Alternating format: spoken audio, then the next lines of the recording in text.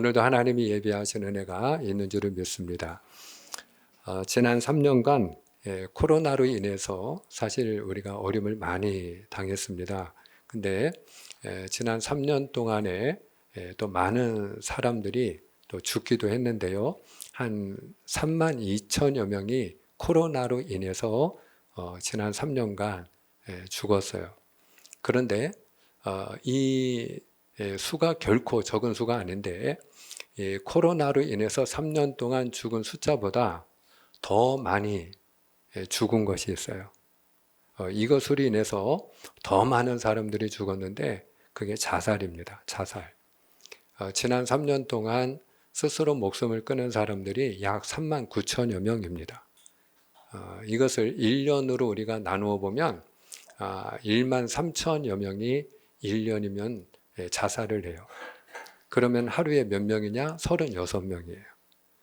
그것을 우리가 시간으로 평균을 내면 1시간에 1.5명입니다. 그러면 우리가 오늘 예배를 드리는데 1시간 정도 예배를 드리거든요. 그런데 1시간 동안 우리가 예배 드리는 중에도 한두 명은 지금 우리나라에서만 목숨을 끊고 있다. 이렇게 이야기할 수 있어요. 그러고 보면 얼마나 사람들이 힘들면 스스로 그런 극단적인 선택을 할까 하는 생각을 가지게 됩니다. 지난 16일이었습니다. 한강다리 위에서 한 10대 후반에 17살로 이렇게 신문에는 나왔는데 이게 만인지 아마 만이겠죠. 그러면 고등학교 2학년 우리 나이로 18살 고등학교 2학년 남자아이 같은데 뛰어내렸어요. 근데 이 아이가 아마 물에 빠지는 순간 죽음이 무서웠던 것 같아요. 그리고 살고 싶었던 것 같아요. 그래서 이게 강물에 떠내려가면서 그 한강에 그 고기 잡는 어부가 고기를 잡으려고 이렇게 그물을 쳐놓고 그리고 그 그물을 붙잡아주는 표시하는 그 스티로폼 부표가 있잖아요. 그 부표를 이 아이가 붙잡은 거예요. 살려고. 그리고 밤새도록 떠내려가지 않으려고 살기 위해서 이 아이가 사투를 벌였어요. 근데 그 아이가 발견된 시간이 언제냐? 새벽 5시가 넘어서. 그러니까 적어도 이 아이가 뭐 한 8시간 이상을 사투를 벌인 거예요.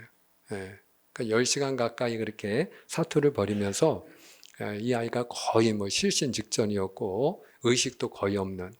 근데 어부가 그 친구를 발견했을 때 이 아이가 얼마나 살려고 했는지 그 부표를 꽉 부둥켜 안고 있더라는 거예요. 그렇게 완전히 실신 직전인데, 그러니까 온몸이 더 이상 자기 몸을 지탱할 수 없는 그런 체력이 소진된 상태에서도 살기 위해서 그 부표를 꽉 부둥켜 안고 있더라. 그래서 이제 그 아이를 구조를 했어요. 그리고 아이가 의식이 돌아왔을 때 얼마나 아이가 배고프겠어요. 그러니까 이제 자기들이 금방 해줄 수 있는 게 라면밖에 없으니까 라면을 2개를 끓여줬는데 개눈 감추듯이 이 아이가 순식간에 그거를 먹어 치운 거예요. 그러니까 이 아이가 이제 힘이 나니까 너 왜 그랬냐. 그러니까 이 아이가 부모님은 이혼했는데 보통 일반적으로 우리가 부모가 이혼하면 양육권 문제로 다투잖아요. 서로 내가 데려간다, 내가 책임지겠다, 내가 키우겠다. 그래서 이제 아이가 중간에서 굉장히 입장이 난처해지는 경우가 많이 있어요. 그런데 이 아이는 반대로 아무도 안 데려간 거예요. 그럼 부모한테 버림받고, 그리고 청소년 보호센터에서 이 아이가 지낸 거예요. 그러면서 자기 신세를 생각한 거예요. 내가 부모로부터도 버림받았는데 내가 자기가 자기를 생각해도 너무 불쌍한 거예요. 너무 기구한 거예요. 그러니까 차라리 내가 살면 뭐하냐. 그리고 뛰어내렸던 거죠. 근데 이 아이가 이제 일어나서 2마디를 남겼어요. 한마디는 감사합니다. 감사합니다. 그러니까 이 아이가 잘못된 선택을 한 걸 그 물에 빠진 순간 느꼈겠죠. 그러니까 자기를 살려주셔서 감사합니다. 그리고 또 하나는 열심히 살겠습니다. 예, 근데 제가 그것을 이렇게 보는데 참 마음이 미어지더라고요. 왜냐하면 그 아이가 한번 희망을 가지고 용기를 내서 이제 열심히 살아보겠다고 하지만 결코 만만치 않거든요. 예, 결코 그 앞길이 그렇게 또 순탄치만은 않을 것이기 때문에 예, 마음이 먹먹하더라고요. 요즘에는 우리 이제 학생들이 공부를 잘 하잖아요. 그럼 학교에서 뭐 1등 한다, 2등 한다 그러면 그런 영재들이 주로 어디를 많이 지원하죠? 의대를 지원합니다. 의대. 거의 뭐 대부분의 공부 잘한다는 친구들은 다 의대를 가려고 하죠.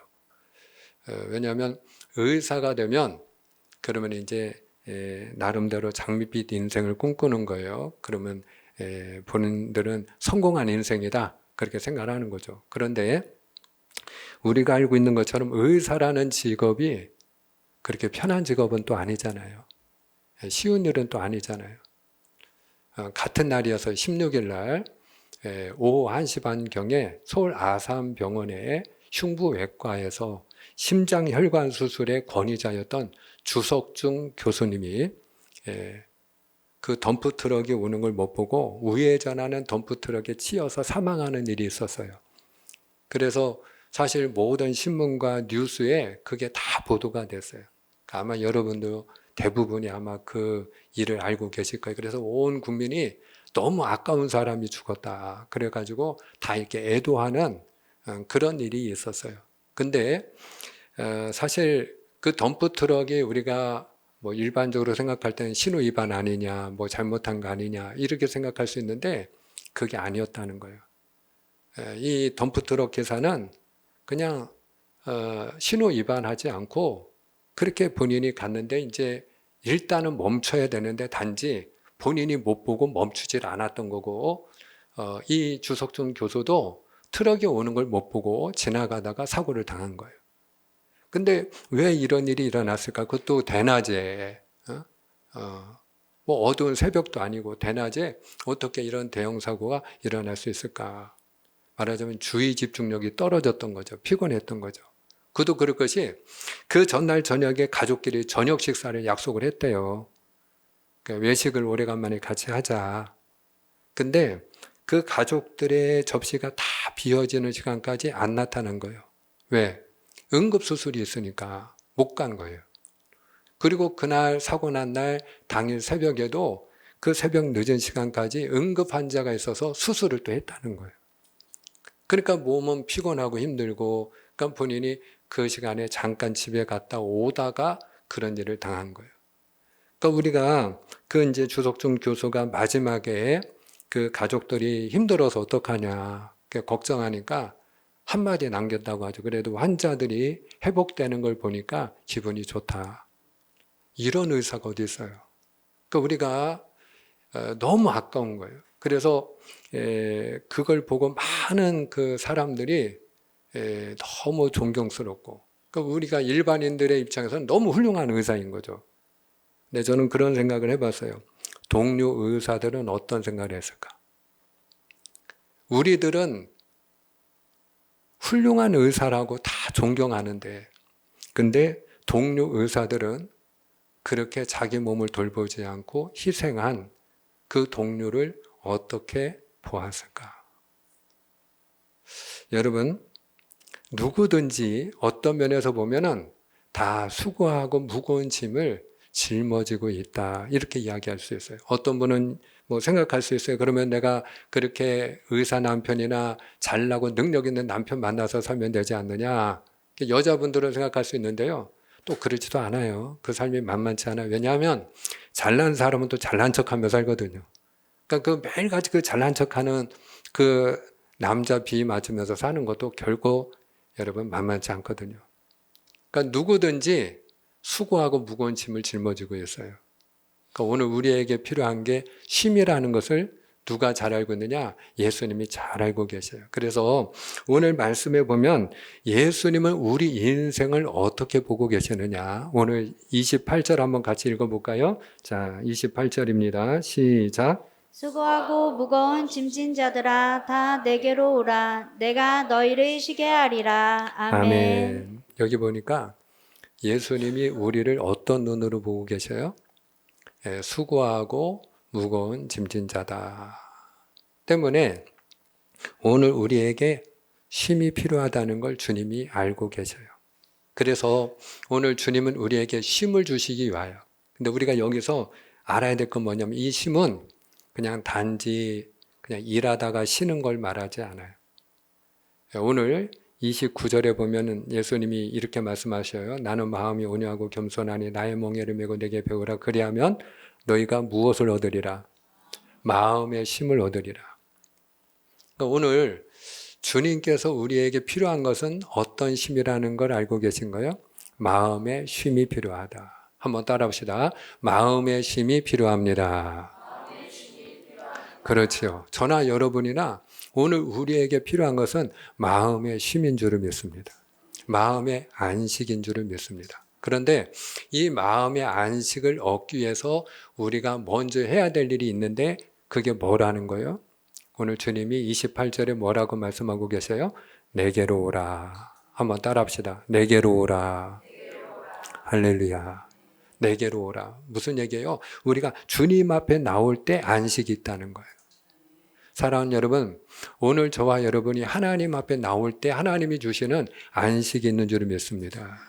그래서 하나님 앞에 나오기만 해도 우리가 하나님의 교회에 앉아서 예배를 드리고 십자가를 바라보고 우리가 흔히 이렇게 멍 때린다고 하죠. 이렇게 달을 바라보면서 멍 때리는 걸 달멍이라고 하고 이렇게 불을 바라보면서 멍 때리는 불멍이라고 하고 요즘 그러지요? 근데 우리가 십자가 바라보면서 멍 때리고 있어도 여러분 사실은 그 십자가를 통해서 하나님이 주시는 안식이 있어요. 할렐루야. 네? 정말 하나님이 주시는 안식이 있어요. 그런데 우리가 하나님을 가까이 할 때 우리가 안식을 얻을 수밖에 없는 이유가 있어요. 왜 그러냐면 사실 우리가 왜 에덴에서 쫓겨났죠? 죄 때문이잖아요. 죄를 지어서 에덴에서 쫓겨났죠. 그런데 에덴의 뜻이 무엇인지 알고 계신가요? 에덴. 우리가 사모하는 게 에덴이잖아요. 네. 에덴의 뜻은 기쁨, 즐거움 이런 뜻이에요. 네. 에덴은 기쁨이에요. 그러니까 죄를 지어서 에덴을 잃어버렸다는 얘기는 우리가 죄를 지을 때 기쁨을 잃어버린다 이 말이에요. 그 우리가 그런 말이 있잖아요. 죄 짓고는 못 산다. 죄 짓고는 왜 못 살까요? 마음이 늘 불안해요. 마음에 안식이 있어요, 없어요? 없어요. 늘 뭔가에 쫓기는 거예요. 마음에 쉼이 없어요. 그래서 발 뻗고 잠을 못 자니 여러분 아무리 오랜 시간 누워 있은들 어떻게 그 마음에 안식을 얻을 수가 있겠어요?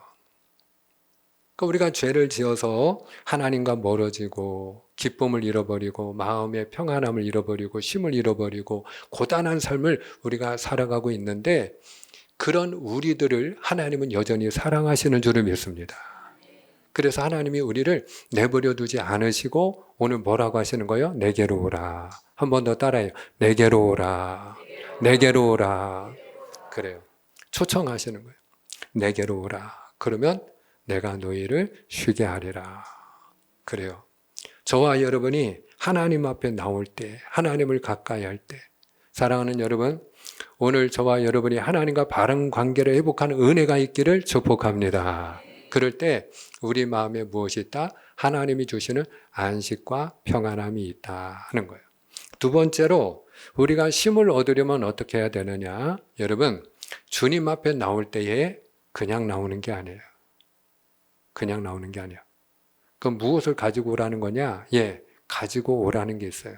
그게 뭐냐? 수고하고 무거운 짐이에요. 예, 수고하고 무거운 짐. 그 수고롭고 무거운 짐을 가지고 주님 앞에 나와서 어떻게 하라는 거예요? 맡기라는 거예요. 따라합시다. 주께 맡기라. 주께 맡기라. 할렐루야. 여러분, 믿음은 뭐냐? 맡기는 거예요. 맡기는 거. 베드로전서 5장 7절에 보면 너희 염려를 주께 맡겨버리라. 이는 그가 너희를 돌보심이라. 그렇게 말씀해요. 시편 37편 5절에 보니까 너의 길을 여호와께 맡기라. 저를 의지하면 저가 이루시리라 약속하고 계셔요. 사랑하는 여러분, 오늘 저와 여러분이 하나님 앞에 맡길 때 하나님이 책임지시는 줄로 믿습니다. 그러니까 우리가 하나님은 어떤 분이냐? 하나님은 아주 인격적인 분이거든요. 그러니까 우리가 무거운 짐을 하나님 앞에 맡기면 맡긴 것을 책임져 주실 뿐만 아니라 맡긴 것만 책임져 주셔요. 맡긴 것만. 그래서 우리가 맡기는 게 뭐다? 믿음이에요. 우리 마음에 어떤 건강에 대한 근심이 있어요. 그러니까 건강 문제로 우리가 무거운 짐을 짊어지고 있다? 그러면 내 건강을 주님께 맡기는 거예요. 그 건강 중에서도 우리가 서로 연약한 부분이 있잖아요. 그러니까 저 같은 경우는 늘 시력 때문에 제가 고도근시로 인해서 늘 제가 주의해야 될 게 망막박리거든요. 근데 제가 하나님 앞에 늘 눈이 저의 육체에 가시니까 주님, 저의 눈을 주님께 부탁합니다. 저의 시력을 주님 맡깁니다. 그리고 제가 늘 맡기거든요. 오늘 우리가 하나님 앞에서 무거운 짐이 무엇이든지 간에 어떤 분은 재정의 짐을 짊어지고 있는 분도 있고요. 어떤 분은 취업 문제로 근심하는 분도 있고 또 사업 문제로 근심하는 분도 있고 우리가 특별히 뭐 부모라면 다 자녀 문제 때문에 우리가 근심하고 있지 않습니까? 근데 그걸 어떻게 하라는 거예요? 맡기라는 거예요. 맡기라는 거예요. 나의 아들과 딸 때문에 속 썩지 말고 맡기라는 거예요. 하나님, 제 아들을 부탁합니다. 제 사랑하는 딸을 부탁합니다. 그리고 맡길 때 하나님이 주시는 안식이 있다는 거예요. 그러면 우리가 하나님 앞에 맡긴다는 게 뭐냐? 기도하는 거예요.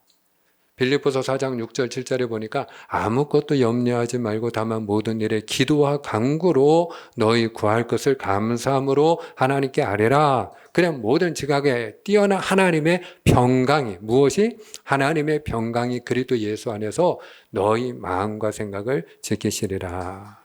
그러니까 우리가 근심하는 대신에 기도하고 맡기면 하나님이 평강으로 우리의 생각을 지켜주신다는 거예요. 일반적으로 많은 분들이 이제 근심거리가 있어요. 그러면 잠을 이루지 못해요. 잠이 안 오는 거예요. 잠은 자고 싶은데 몸은 피곤한데 아무리 내가 자야지 그래도 잠이 안 오는 거예요. 그게 불면증이죠. 근데 저는 잠을 잘 잘 것 같아요? 아니면 뒤척이고 못 잘 것 같아요? 저는 잘 잡니다. 내가 자야지 그러면 하면 잡니다. 저는. 이제 자야겠다 그러면 잠이 와요. 근데 저도 마음에 근심거리가 있잖아요. 그러면 제가 자기 위해서 한마디를 해요. 하나님 부탁합니다.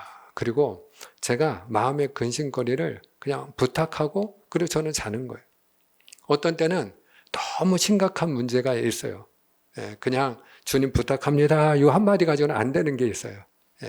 너무 근심되는 게. 그럴 때 어떡하냐? 내일 새벽에 가서 맡겨야겠다. 그리고는 내일 새벽에 내가 하나님 앞에 이 문제 놓고 기도해야지. 그리고 저는 자요. 그리고 이제 새벽에 그 근심거리가 저의 기도 제목이니까 그거 가지고 나와서 하나님 아시죠?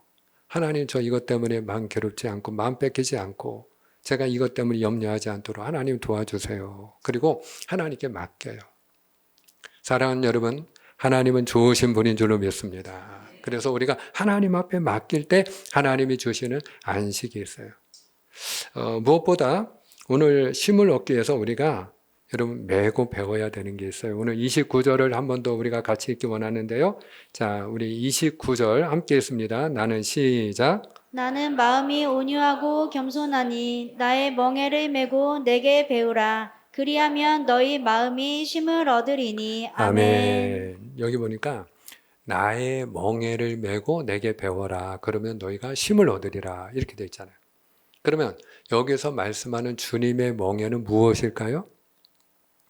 여러분, 오늘 주님께서 미리 가르쳐 주셨어요. 그 멍에가 뭔지. 나는 마음이 온유하고 겸손하다. 내 멍에를 메고 배워라. 그러면 여기서 말씀하는 우리가 메고 배워야 될 그것은 무엇이겠어요? 주님의 온유함과 겸손함이에요. 예. 온유하고 겸손하라는 거예요. 여러분, 강팍하고 교만한 사람이 있어요. 그리고 온유하고 겸손한 사람이 있어요. 그러면 같은 일을 당할 때 누가 스트레스를 많이 받을 것 같아요? 강팍하고 교만한 사람이에요. 강팍하고 교만한 사람이에요. 저희 집 2층에 한 2년 전에 새로운 분들이 이렇게 이사를 왔거든요. 그걸 이사 오는 날부터 알았어요. 왜냐하면 아들 하나, 딸 하나, 두 어린 자녀가 있는데 그날부터 뛰더라고요. 예. 근데 그냥 뛰는 게 아니고 그냥 달리기를 해요, 아이들이. 예. 근데 제가 어떤 생각을 했는가 하면 일부러 제가 이제 저희 집사람도 듣는데 그런 얘기를 했어요. 아이들이 저렇게 쾌활하게 뛰고 달리는 거 보니까 그래도 화목한 가정이다. 화목한 가정. 왜냐하면 여러분 부부가 날마다 싸우고 화를 내고 막 전쟁터 같은 그런 집안은요 아이들이 주눅 들어서 뛸까요 안 뛸까요? 예, 못 뛰어. 예. 벌써 눌려가지고 애들이 무서워서 못 뛰어요. 그러니까 아이들이 막 뛰고 논다는 얘기는요 가정의 분위기가 좋다는 얘기예요. 단지 이웃에 대한 배려가 없어서 그렇지. 하여튼 자기들끼리는 잘 지내는 거예요. 그래서 우리가 다투고 싸우는 소리보다 낫지 않냐. 그러니까 아이가 이게 뛰는 소리가 들리면 야 오늘도 기분이 좋구나. 특별히 아이가 뭐 기분 좋아서 막 소리 지르고 뛰는 시간이 또 있어요. 언제냐? 저녁 먹고 나면 기분이 좋은가 봐요. 그러니까 아이가 막 소리 지르고 막 두 아이가 막 뛰면 아 저녁 먹었구나. 그러니까 저녁 먹고 나면 아이들이 기분 좋아서 뛰어요. 근데 그거를 아니 어떻게 저렇게 이웃을 생각하지 않을까 이렇게 생각하면 그때보다는 조금만 소리가 나도 제가 마음을 뺏길까요 안 뺏길까요? 스트레스 받을까요 안 받을까요? 엄청 받을 거예요. 근데 오늘도 애들이 기분이 좋은가 보다. 그리고 제가 생각을 하니까 어느 순간부터 제가 무뎌져요. 그냥 그런가 보다. 저 지금 기분 좋아서 뛰는구나. 뭐 어쨌든 10시 되면 자니까. 그리고 뭐 주말에도 12시 되면 어쨌든 자니까 12시 되면 조용해질 테니까 그렇게 생각하니까 그러니까 제가 여러분 스트레스를 덜 받는 거예요. 오늘 30절에 보면은 뭐라고 주님이 말씀하셨느냐 내 멍에를 메고 배우라 그러면서 내 멍에는 쉽고 내 짐은 가벼움이라 그러시거든요. 무슨 얘기냐 우리가 온유하고 겸손한 사람이 되면 그만큼 짐이 쉬워진다는 거예요. 사는 게 쉬워진다 이 말이에요. 짐이 가벼워진다 이 말이에요. 예? 가벼워지는 거. 온유하고 겸손하면. 근데 만약에 우리가 강팍하고 교만한 사람이 되면요. 그의 삶은 전쟁터입니다. 날마다 싸우는 분들이 있어요. 예. 내가 볼 때는 그냥 아주 사소한 일이고 그냥 본인이 죄송합니다 또는 양보하면 간단한 일도 그걸 가지고 막 자존심을 걸고 아주 막 목숨 걸고 싸우는 분들 계시거든요. 지난 주간에 저희 집 바로 앞에서 막 큰 소리가 나는 거예요. 막 싸우는 소리가. 그러면 이제 싸우는 소리가 나면 일단 듣는 사람은 마음이 평안해요, 불안해요? 불안해. 왜 싸우지? 이렇게 되는 거예요. 근데 뭐 들으려고 해서 듣는 게 아니라 뭐 다 이제 더우니까 창문 다 열어놨겠다. 그 바로 앞에서 이제 싸우니까 자연스럽게 다 들려요. 옆에서 얘기하는 것처럼 들리는데 그냥 얘기해도 들리는데 뭐 큰 소리로 싸우니까 너무 잘 들리죠. 근데 경비원이 아니 그냥 그렇게 운전하고 가면 어떡하냐. 그리고 이제 운전자한테 화를 내더라고요. 근데 운전자가 차 안에서 나오는데 여자 운전자예요. 여자 운전자인데 그 경비원이 아니 그렇게 비둘기를 두세 마리를 죽여놓고 그냥 가면 어떡하냐. 근데 이분이 말하자면 비둘기가 한 7, 8마리가 그 앞에 앉아 있었는데 그냥 보통 우리가 운전하는 분들이 앞에 이렇게 비둘기가 쫙 앉아 있으면 속도를 줄이잖아요. 그런데 이분은 그냥 쑥 지나온 거야. 그것도 경비실 앞을. 그러니까 두세 마리가 그냥 피하기도 전에 깔려 죽어서. 그래가지고 경비원이 아니 그렇게 해놓고 그냥 오면 어떡하냐. 그러니까 이 여자분이 못 봤다고 그러나. 아니 못 보긴 뭘 못 보냐. 내가 다 CCTV 보니까 7, 8마리나 앉았는데 그걸 어떻게 못 보냐. 응? 그러니까 이 여자분이 지금 나한테 비둘기 때문에 화풀이 하는 거예요. 그럼 막 화를 내더라고. 예. 그러면서 뭐 나보고 비둘기를 배상하라는 거냐. 뭐 그러면서 막 이렇게 싸워요. 근데 제가 생각할 때 여러분 만약에 그 여자분이 지금 경비원이 와가지고 말하고 싶은 게 뭐겠어요? 경비원은 계속 아니 운전을 주의해야 될 거 아니냐, 그러면 뒤처리해야 될 거 아니냐, 그러고 막 이제 같이 싸우는 거예요. 그런데 사실 경비원이 원하는 건 뭐냐? 한마디예요. 여러분 죄송합니다. 죄송합니다. 그러니까 여자분이 자기가 한 일에 대해서 어찌됐든 본인이 그렇게 해서 두세 마리가 깔려 죽었으니까 바닥에 피도 묻어 있고 그거를 사체도 치워야 되고 경비원은 그거 험한 일 해야 되잖아요. 그러니까 아유 죄송합니다. 이 한마디면 될 건데 그러면 당신 보고 치우라고 하겠어요? 어떡하겠어요? 근데 본인이 그걸 자꾸 그냥 몰랐다고, 뭐 못 봤다고 하고, 그리고 뭐 화풀이 하는 거냐고 하고, 배상하라는 거냐고 하고, 막 억지 소리를 하니까, 그러니까 경비가 막 더 화를 내더라. 예. 지난 주간에 그 주차 시비가 있었는데, 근데 50대 남자고 70대 할아버지인데, 이 할아버지가 77세 먹은 분이더라고요. 근데 주차 시비가 일어나니까 자기 집에 들어가서 일본들을 가지고 나와서 휘둘렀어. 그래갖고 50대 남자의 손목이 잘렸어. 과다출혈로 심정지가 일어나서 결국 죽고 말았어요. 근데 그게 그날만 그랬느냐? 그게 아니더라고요. 평소에도 왜 우리 집 앞에 주차하느냐? 그래가지고 주차 문제로 평소에도 날마다 다투고 싸웠던 거예요. 또 지난 22일입니다. 며칠 안 됐어요. 경기도 광주 한 다세대 주택인데 그 아랫집하고 누수 문제로 다툼이 일어난 거예요. 누수 문제로. 그러니까 아랫집에서 이렇게 누수가 되면은 어디서 고쳐줘야 되죠?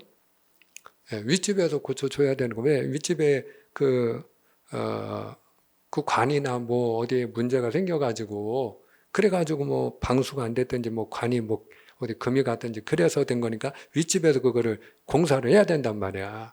응? 그러면 그걸 해주면 돼요. 저희 집에도 이제 경성매신이 오래된 아파트다 보니까 그 아랫집에서 그게 누수가 되니까 한 두어 번 그런 일이 있었어요. 그건 미안하더라고요.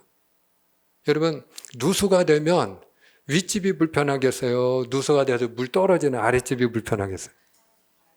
누가 힘들겠어요? 누가 더 스트레스 받을까요? 아랫집이에요. 그러니까 미안하더라고요.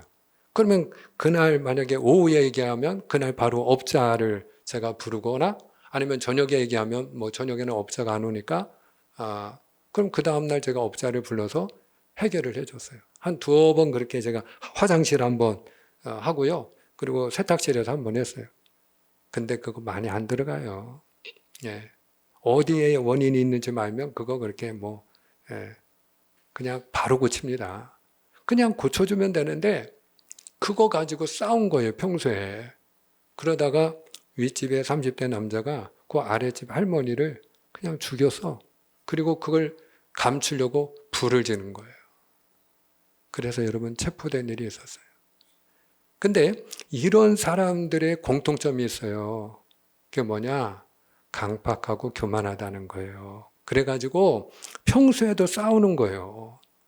우리 주변에 그런 분들 계셔요. 여러분 마음이 강팍하고 교만하면요. 가정도 마찬가지고요. 직장에서도 마찬가지고 어디를 가든지 그분은 늘 전쟁터입니다. 그분은 늘 싸우는 거예요. 그러니 날마다 그냥 죄송합니다 한마디면은 그냥 편하게 지낼 수 있는데 그리고 서로 그냥 그럴 수도 있구나 이렇게 이해해주면 그러면 아무 일 없이 이웃과 잘 지낼 수 있는데 마음이 강박하고 교만하면 사소한 문제 가지고도 죽고 사는 일이 생기는 거예요. 그러니 여러분 그 삶에 전쟁터인데 무슨 평화가 있고 안식이 있겠어요. 예. 오늘 주님은 우리에게 말씀합니다. 나의 멍에를 메고 배워라. 그러면 너희 마음이 쉼을 얻으리라. 여러분, 우리 주님은 온유하셨어요. 우리 주님은 겸손하셨어요. 말씀을 맺고자 해요. 오늘 주님께서 우리에게 쉼을 얻으리라 그렇게 말씀하십니다. 우리가 쉼을 얻으려면 여러분 하나님을 가까이 하는 자가 되어야 할 줄 믿습니다. 그리고 주님께 맡기는 자가 되어야 할 줄 믿습니다. 그리고 우리가 믿음의 주여 온전케 하여 주시는 이 예수를 바라보라 이렇게 말씀하신 것처럼 예수님처럼 저도 한 주간 동안 말씀 준비하면서 제가 이 기도를 드렸거든요. 하나님 앞에 주여 온유하게 하옵소서, 겸손하게 하옵소서. 오늘 저와 여러분이 온유하고 겸손함으로 마음의 평화가 이루어지고 여러분이 사는 곳이 전쟁터가 아니라 안식이 넘치는 그런 곳이 될 수 있기를 주님의 이름으로 축복합니다. 기도하겠습니다.